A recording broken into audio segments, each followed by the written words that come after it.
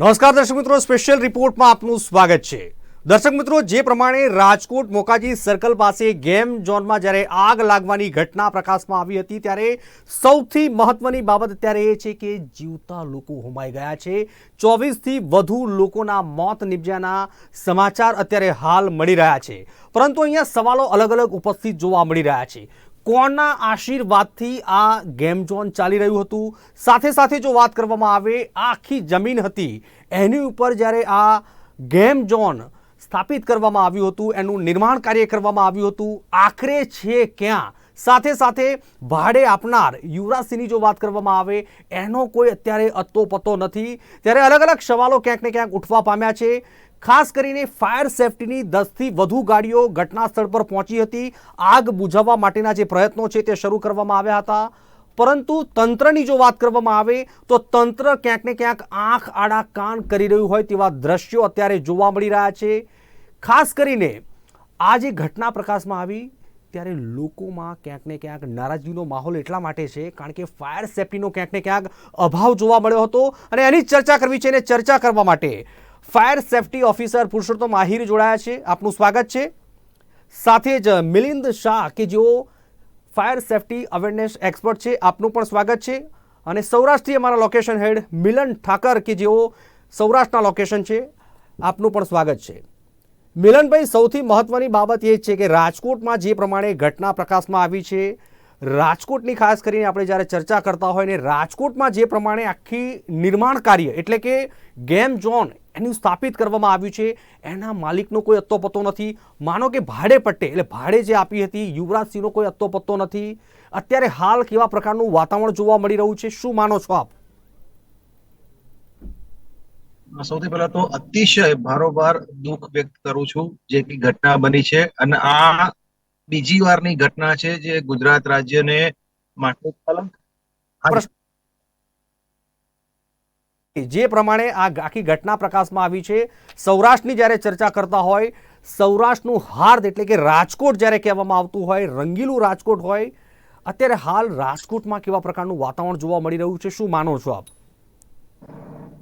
રંગીલા રાજકોટની વાત કરીશ આપને। રંગીલું રાજકોટ રંગીલું ગણાય છે, પરંતુ આજે રાજકોટનો રંગીલા જે રંગ કહેવાતો હતો આ રંગ ઉડી ગયો છે। કારણ છે તંત્રની નિષ્કાળજી, બેદરકારી, ઘોર બેદરકારી, અને તેમના કારણે આજે સમગ્ર રાજકોટ વાસીઓને જે રાજકોટની પૃષ્ઠભૂમિ ઉપર જે દુર્ઘટના થઈ છે તેના કારણે સમગ્ર રાજકોટ વાસીઓનું એક પ્રકારે જે શરમથી માથું ઝૂકી જાય। કારણ કે કેટલાક વાલીઓ અહીં જે બાળકો જે ગેમ ઝોન ની અંદર જે જીવતા ભૂંજાઈ ગયા છે, આ દ્રશ્યો ને અત્યારે રિપોર્ટરે જે મને જે કલ્પના કરી અને જે હું હૃદયદ્રાવક જે કહી શકાય કે પરિસ્થિતિમાં મુકાઈ જાઉં।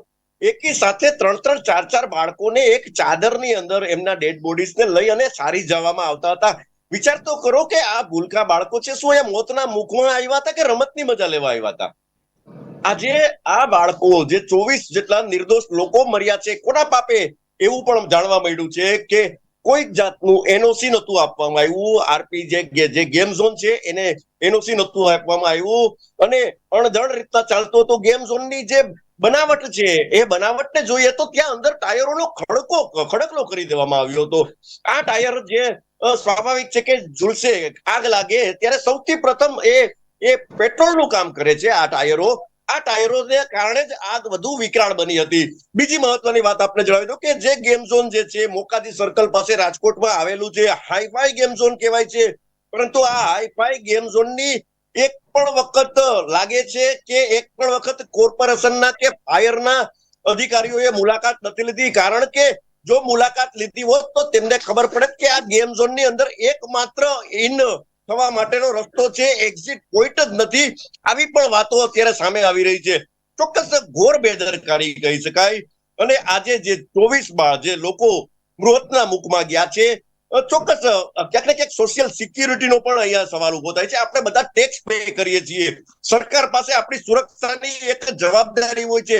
આ જે ટેક્સ ને જે પે કરીએ છીએ તેમાંથી જ આ સરકારી બાબુઓને પગાર ચૂકવવામાં આવે છે, પરંતુ આ પગાર ચૂકવવામાં જેમને આવે છે ને જેમની જવાબદારી છે એમની જવાબદારી ફિક્સ કરવામાં આવી છે। આ જવાબદારીમાંથી જ્યારે તેઓ બેદરકાર રહે છે, ભ્રષ્ટાચારમાં ક્યાંક ને ક્યાંક ખુલ્લું કહીશ કે આમાં ક્યાંક ને ક્યાંક હપ્તાખોરી પણ હોઈ શકે। કારણ કે એનઓસી વગર વર્ષોથી આ પ્રકારે ચાલતું જ ન હોય. અહીંયા કોકની ને કોકની જે કહી શકાય કે આમાં મીઠી નજર હોઈ શકે, રાજકીય ઓથ પણ હોઈ શકે, આવા અનેક છે. પરંતુ આ બધી બાબતો કરતા પણ વિશેષ એ છે કે આ જે વાસ્તવિકતા એ છે 24 લોકોએ જીવતા ભૂંજાઈ ગયા છે, મરી ગયા છે, મોતના મુખમાં ધકેલાઈ ગયા છે. પરંતુ જવાબદારી કોની તેની હજી સુધી કોઈ નક્કી નથી કરી શકાતું. આ એક ખૂબ જ કમનસીબ ઘટના છે. આપની પાસે આવવા માંગીશ, આટલી મોટું હાઈફાઈ, જે પ્રમાણે મિલનભાઈએ કહ્યું એ પ્રમાણે હાઈફાઈ હોવા છતાં, સારા એવા એરિયામાં હોવા છતાં ફાયર સેફટીના સાધનોનો ક્યાંક ને ક્યાંક અભાવ જોવા મળી રહ્યો છે. આપ જ્યારે ફાયર એક્સપર્ટ તરીકે અહીંયા બેઠા હોય, કેવા પ્રકારની અવેરનેસ લાવવી જોઈએ? શું માનો છો આના માટે જવાબદાર કોણ? નમસ્કાર જી. સૌથી પહેલા તો આપે જે મને સવાલ કર્યો કે હું ફાયર સેફટી એક્સપર્ટ નથી, પણ ફાયર સેફટી અવેરનેસનો એક્સપર્ટ છું, એ ચોખવટ કરી લઉં. એટલે આ બીજો તમે જે સવાલ કર્યો કે આના માટે જવાબદાર કોણ, તો તમને 2 ઇન્સિડન્ટ યાદ કરાવીશ કે 2019માં તક્ષશિલામાં જયારે આ બનાવ બન્યો ત્યારે પણ આ જ ટાયરોના કારણે આગ વધારે ફાટી નીકળી હતી. તો એ વખતે પણ ટાયરો એમાં જે કહેવાય કે ફ્યુઅલનું કામ કર્યું હતું. આ ગેમિંગ ઝોનમાં પણ આ ટાયરોએ ફ્યુઅલનું કામ કર્યું હતું. તો શા માટે 2019 થી લઈને 2024 સુધીમાં 5 વર્ષમાં આપણે ધડો ના લીધો? બીજી વાત, હજી હમણાં અમદાવાદમાં જ 23/3/2025, હું ડેટ ખોટી ના બોલતો હોઉં તો, આવા જ એક ગેમિંગ ઝોનમાં બોપલમાં આગ લાગી હતી. આખો ફ્લોર સાફ થઈ ગયો હતો. એમાંથી પણ કેમ ધડો ના લીધો? એટલા માટે ધડો ના લીધો કે એમાં કોઈ મૃત્યુ ન થયા? શું ક્યારે કોઈ મૃત્યુ થાય તો જ આપણે ધડો લેવાનો?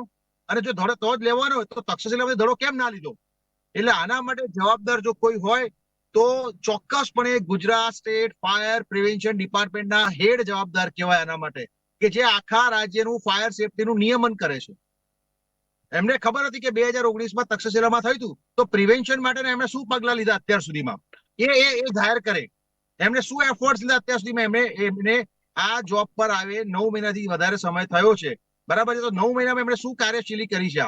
મારો સીધો સવાલ ગુજરાત સ્ટેટ ફાયર ડિપાર્ટમેન્ટના પ્રિવેન્શનના અધિકારીને છે, હેડને છે, કે તમે શું પ્રયત્ન કર્યા? ગુજરાત, તમને ખબર હતી ગરમી આવી રહી છે, ગરમીમાં લોકો એસી નો વધારે ઉપયોગ કરવાના છે, તો શું તમે એસી ના ઉપયોગ માટે તમે કોઈ આવું કઈ ગાઈડલાઈન બહાર પાડી છે કે જેથી ગરમી વધે છે? આગ એમને નથી લાગતી. ફ્યુઅલ, ઓક્સિજન અને સ્પાર્ક આ જયારે ભેગું થાય છે ને ત્યારે આગ લાગે છે. તો આવા કોઈ, અચ્છા બીજું, મેં એમને રિપોર્ટ પણ મેં સબમિટ કરેલો છે આજથી લગભગ 6 મહિના પહેલા. એમને પણ રિપોર્ટ સબમિટ કર્યો છે, રૂબરૂમાં સબમિટ કર્યો છે, મેલ પણ કર્યો છે, મુખ્યમંત્રી સાહેબની ઓફિસમાં પણ રિપોર્ટ સબમિટ કર્યો કે સાહેબ આટલી વસ્તુનું જો અમલવારી કરવામાં આવે તો ગુજરાત સ્ટેટને આપણે સાચા અર્થમાં ફાયર સેફ ગુજરાત બનાવી શકીશું. અને મેં પર્સનલી જવાબદારી લીધી હતી મીડિયાની સમક્ષ કે આવો જો કોઈ જવાબદારી સોંપવામાં આવે તો ચોક્કસપણે આપણે ભેગા મળે. હું એમ નથી કીધું મારા એકલાથી આગ રોકાઈ જવાની છે, પણ એક ચોક્કસ હેરાર્કી નક્કી કરીને જવાબદારી બુક કરીને કામ કરશું તો આવા બનાવો બનતા અટકી શકે એમ છે. આજનો બનાવ પણ બનતો અટકી શકે હતો. જો જવાબદારીની વાત કરીએ તો ચોખ્ખું પહેલું તો આ જગ્યા પર એ લોકોએ ફાયર ગેમ ઝોન ઊભું કર્યું, તો ગેમ ઝોન ઊભી કરતી વખતે જે કી નોર્મ્સ હોય એ નોર્મ્સ એમણે પાલન કર્યા હતા? નતા કર્યા તો પાલન કરવાની જવાબદારી કોની? તો રાજકોટના કમિશનર સાહેબની પણ આમાં જવાબદારી બુક થાય સીધી રીતે, કે એમણે શું ધ્યાન રાખ્યું કે જેથી કરીને આવા ગેમ ઝોન ત્યાં ચાલુ થઈ ગયા અને તમે એનું કોઈ ધ્યાન ના રાખ્યું. રાજકોટના ચીફ ફાયર ઓફિસરની જવાબદારી પણ બુક થાય આમાં કે તમે શું ધ્યાન રાખ્યું? એને એનઓસી નથી લીધી તો એનઓસી કેમ નથી લીધી? તો આ બધું તમારી જવાબદારીમાં બુક થશે. હવે તમે છટકી નહીં શકો. અત્યાર સુધી બહુ છટક્યા. હવે પ્રજા તમારી જોડે ચોક્કસ જવાબ માંગશે. તક્ષશિલા, આ ગેમ ઝોન, શું આપણે આ સિરીઝ ચાલુ રાખવાની છે? કોઈ સંજોગોમાં આ વસ્તુ હવે થવી ના જોઈએ. આ બીજી વારનું અને અંતિમ વારનું આવો બનાવ હોવો, એવી સાથે મળીને આપણે પ્રતિજ્ઞા લેવી પડશે. બીજું, કોઈ પણ વાલી મિત્રો મારી વાતને ગેરસમજથી ના લે. જો જવાબદારી બુક કરવાની વાત છે તો આપણી પણ વાલી તરીકે આપણી જવાબદારી છે કે આપણે આપણા સંતાનોને કોઈ પણ જગ્યાએ મોકલીએ છીએ કે આપણે કોઈ થિયેટરમાં જઈએ છીએ તો ત્યાંની ફાયર સેફટી છે કે નહીં એ પણ આપણે જોવું પડશે. કારણ કે સંતાનો આપણા છે, જીવ આપણો છે. સરકાર તો કરશે, સરકારની તો જવાબદારી પહેલી બુક થાય છે, પણ બીજી જવાબદારી આપણી પણ બુક થશે કે જાણે આપણે પણ ધ્યાન રાખવું પડશે. આપણે બધું જ સરકાર પર ઢોળી દઈશું નહીં ચાલે. એટલે આપણે પણ જાગૃત થવાની જરૂર છે. અત્યારે અમદાવાદમાં મારી ઓફિસ જે કોમ્પ્લેક્સમાં છે ત્યાં ધડલ્લેથી 5 માળનું કોમ્પ્લેક્સ છે, ત્યાં બીજા માળે ટ્યુશન ક્લાસીસ ચાલે છે અને એમાં કોઈ આખા બિલ્ડિંગમાં ફાયર સેફટી નથી. કોઈ વાલીને પડી નથી કે આઈને ચેક કરે. તક્ષશિલાનો મામલો હજી 2019 અને 2024 5 જ વર્ષ જૂનો છે. એટલા માટે પબ્લિકને પણ કહું છું, હું પબ્લિકને એક્યુઝ નથી કરતો, હું પણ પબ્લિક માંથી જ આવું છું, પણ હું એમ કહું છું કે જ્યાં જવાબદારીની વાત આવે તો સરકારની પણ જવાબદારી છે, ફાયર ડિપાર્ટમેન્ટની પણ જવાબદારી છે, સરકારી અધિકારીઓ જેમાં રાજકોટના કમિશનરની પણ જવાબદારી બુક થશે આમાં. એના સાથે સાથે આપણી પણ જવાબદારી બુક થશે કે આપણે ત્યાં ફાયર ગેમિંગ ઝોનમાં ગયા, આપણે થિયેટરમાં ગયા, આપણે નાટક જોવા ગયા, આપણે હોટલમાં ગયા, આપણે ત્યાં જતા પહેલા ત્યાં ચેક કર્યું કે ભાઈ આમાં ફાયર સેફટી છે કે નહીં. તો જાણે અજાણે આપણે પણ આમાં આપણી પોતાની પણ જવાબદારી બુક થશે. મહત્વની બાબત એ છે પરસોત્તમભાઈ, જે પ્રમાણે ક્યાંક ને ક્યાંક તંત્ર આંખ આડા કાન કરી રહ્યું છે, કહ્યું એ પ્રમાણે મિલિંદભાઈએ કે નિયમન પ્રમાણે ચેકિંગની પ્રક્રિયા શરૂ હોવી જોઈએ, ચેકિંગ થતું હોવું જોઈએ અધિકારીઓ દ્વારા. શું લાગી રહ્યું છે, આમાં ચેકિંગ નહીં થતું હોય, ચેકિંગ કરવાની જવાબદારી નથી? અંતમાં જે મિલિંદભાઈ વાત કરી એ પ્રમાણે કે ચેકિંગ થવું જોઈએ અને બધા આમાં જવાબદાર ગણી શકાય. જે ખૂબ દુઃખદાયક ઘટના ઘટી છે અને છેલ્લા સમયમાં ફક્ત આગના કિસ્સાઓને પણ જેટલી બી દુઃખદાયક ઘટનાઓ આવી છે, સામૂહિક મૃત્યુ સામે આવે છે, તો એમાં મુખ્ય કારણ એ પણ ક્યાંક ને ક્યાંક દેખાય છે કે જે સંખ્યા હોવી જોઈએ એના કરતાં એ સ્પેશિયલ જગ્યામાં એસેમ્બલી ટાઈપના બિલ્ડિંગમાં, ખાસ કરીને મનોરંજન વાળી જે જગ્યાઓ છે ત્યાં સંખ્યાઓ કરતા વધારે સંખ્યાઓ જાય છે. તો એમાં સરકારે કંઈક કાયદો લાવવો જોઈએ. મોરબીનો પુલની વાત કરીએ, વડોદરાના અરણીની વાત કરીએ, કે આજે જે ગેમ ઝોન કે આવી જગ્યાઓ છે, સિનેમા થિયેટર છે, જે પબ્લિક ગેધરિંગ ટાઈપની બિલ્ડિંગો છે, તો સરકારે આના પર પણ વિચારવું જોઈએ.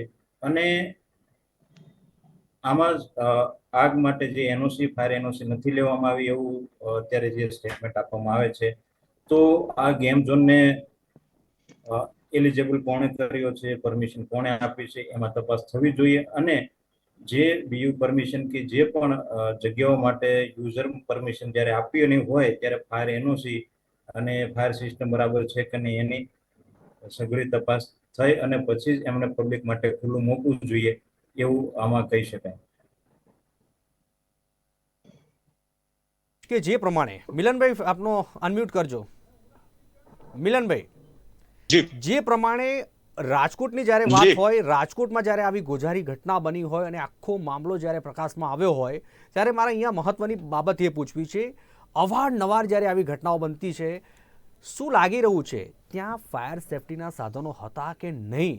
બીજી વાત, આવી તો રાજકોટમાં કેટલી ગેમ ઝોનો આવેલી હશે, કેટલાય ટ્યુશન ક્લાસીસ આવેલા હશે, કેટલા એવા મોલ આવેલા હશે, એની શું ફાયર સેફટીના અધિકારીઓ તપાસ નહીં કરી હોય?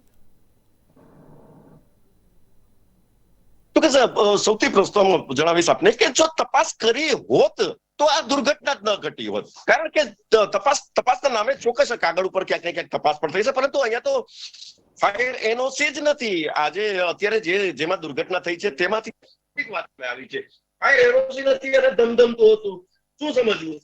તંત્ર છે એ તંત્રની ભૂમિકા કરવામાં નિષ્ફળ ગયું છે, તો જ આ થઈ શકે. કારણ કે પહેલી કોઈ પણ આ પ્રકારની સંસ્થા છે કે આ પ્રકારનું ગેમ ઝોન શરૂ કરતી વેળાએ એમનું લાયસન્સ મેળવવાની પણ વાત આવતી હોય તો ક્યાંક ને ક્યાંક ફાયર એનઓસી એમાં કમ્પલસરી. હવે એનઓસી મેળવવા વગર જો આટલી પ્રક્રિયા થતી હોય અને દુર્ઘટના પણ થઈ ગઈ છે, હવે 24 લોકોના મૃત્યુ થયા છે,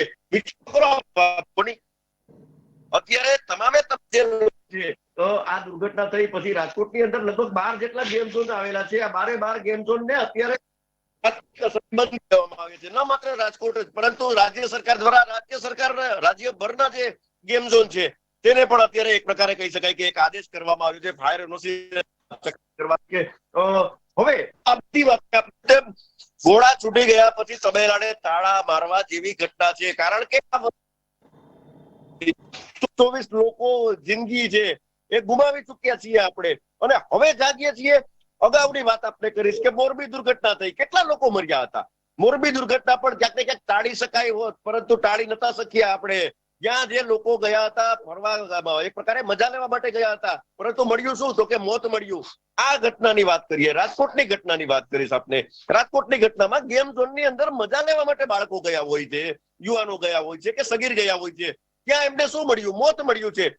આ જે ક્યાંક ને ક્યાંક જે સમગ્ર બાબત જે ઘટી છે, આ ઘટનાની અંદર ચોક્કસ વાલીઓની એક જવાબદારી હોય છે, આપણે પણ સ્વીકારીએ છીએ, પરંતુ સાથે સાથે એ ન બોલવું જોઈએ કે આપણે તમામ લોકો ટેક્સ પેયર છીએ અને એ ટેક્સ ચૂકવીએ છીએ, એનો પગાર જે તે વિભાગને આપવામાં આવે છે, જે તે અધિકારીને આપવામાં આવે છે. એ અધિકારી જ્યારે પોતાની જવાબદારીને પ્રોપરલી નથી નિભાવતો, ભ્રષ્ટાચાર થાય છે, સિસ્ટમ કરપ્ટ થાય છે, ત્યારે આ પ્રકારે ગેમ ઝોન ધમધમતા થાય છે અને તેમાં આવીને બને છે.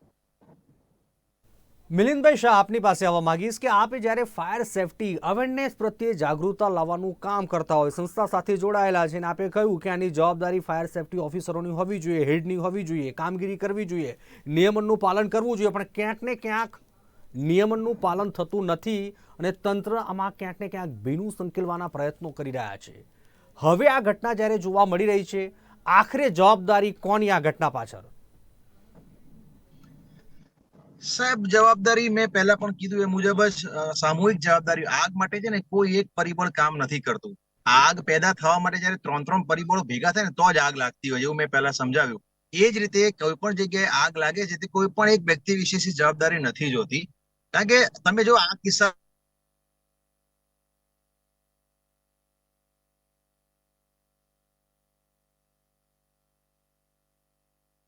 અનમ્યુટ થઈ ગયા છો મિલિંદભાઈ તમે.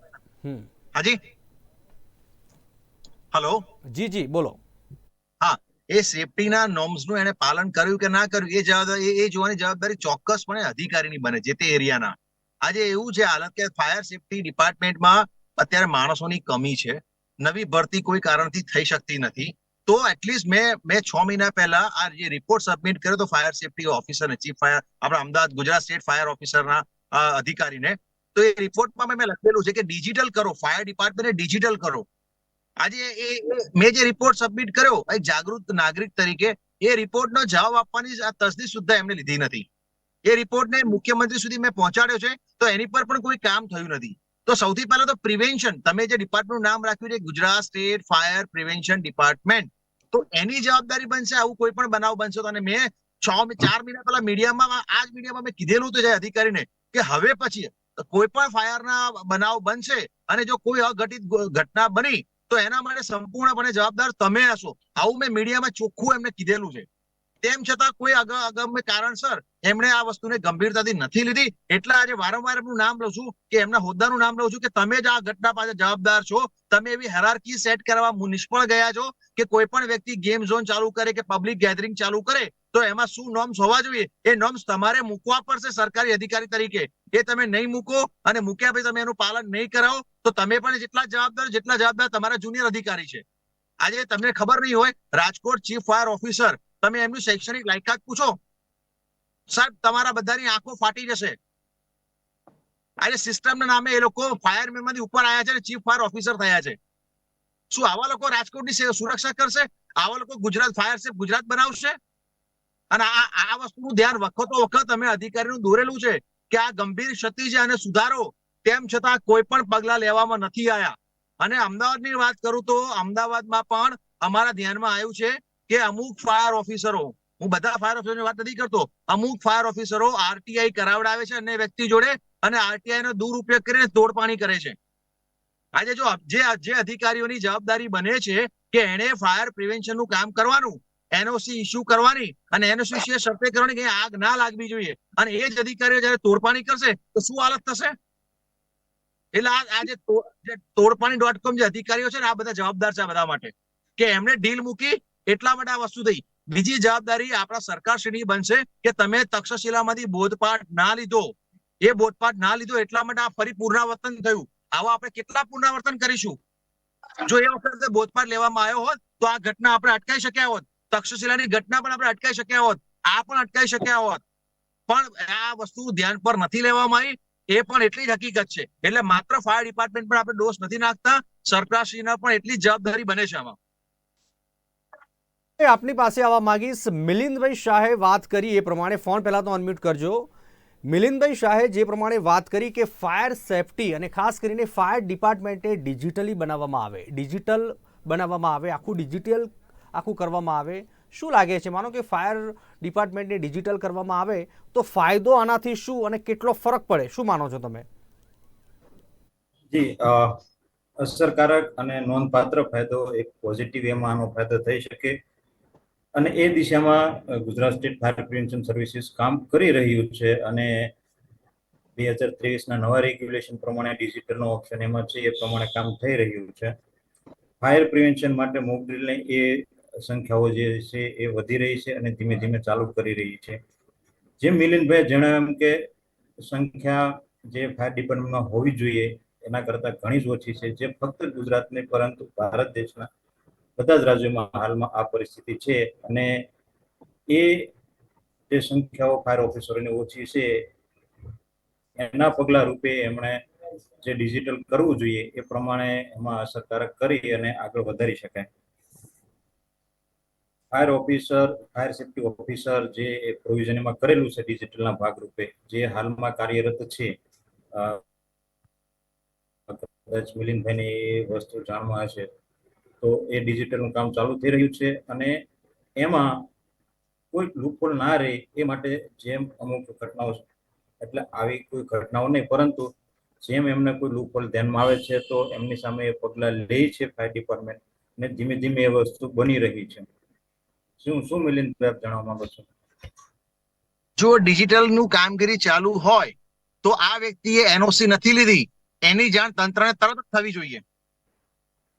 જે એ કદાચ જાન્યુઆરી એટલે કે 5-6 મહિનાથી જે આ ડિજિટલનો ભાગ ચાલુ થઈ રહ્યો છે એમાં જે જી, તો મહત્વની બાબત એ છે કે ડિજિટલકરણ ક્યાંક ને ક્યાંક કરવામાં આવે તો સીધો અને અસરકારક લાભ અને ફાયદો ક્યાંક ને ક્યાંક મળી શકે છે.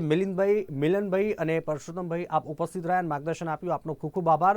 તો અત્યારે મહત્વના સમાચાર જે પ્રમાણે સામે આવી રહ્યા છે કે શક્તિસિંહ ગોહિલ કોંગ્રેસના પ્રદેશ અધ્યક્ષ ખાસ પ્રતિક્રિયા આપી છે, आओ સાંભળીએ. बड़े ही दुखी मन के साथ बात कर रहा हूँ.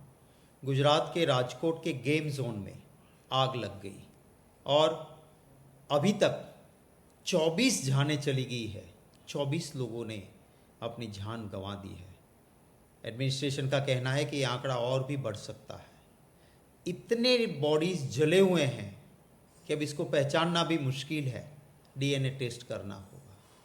क्या हो रहा है गुजरात में? ऐसी घटनाएं बार बार घटती है और सरकार को लोगों की जान की कोई चिंता ही नहीं है. इंसान की जान से ज़्यादा कीमती और कुछ नहीं हो सकता है. हाईकोर्ट ने बार बार कहा है कि फायर सेफ्टी के जो भी प्रावधान करने पड़ते हैं वो नहीं हो रहे हैं गुजरात में, और कीजिए. एक भय मुक्त भ्रष्टाचार हो रहा है गुजरात में.